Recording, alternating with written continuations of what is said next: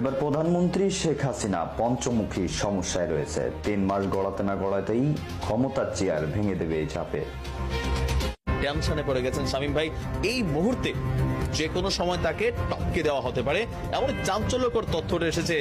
সরকার কিন্তু এখন পঞ্চমুখী সমস্যা এবং এই পঞ্চমুখী সমস্যা আগামী ২-৩ মাসের ভিতর এটা কিন্তু একটা প্রকাট আকার ধারণ করবে, যেটা সরকার বুঝতে পারছে।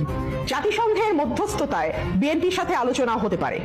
অর্থাৎ আওয়ামী লীগ এখন অনুধাবন করছে যে চারপাশের যে পরিস্থিতি, অর্থনৈতিক সংকট, রাজনৈতিক সংকট। এবার প্রধানমন্ত্রী শেখ হাসিনা পঞ্চমুখী সমস্যায় রয়েছে। তবে ২-৩ মাস গড়াতে না গড়াতেই এই চাপ আরো দ্বিগুণ হয়ে ক্ষমতার চেয়ার ভেঙে দেবে।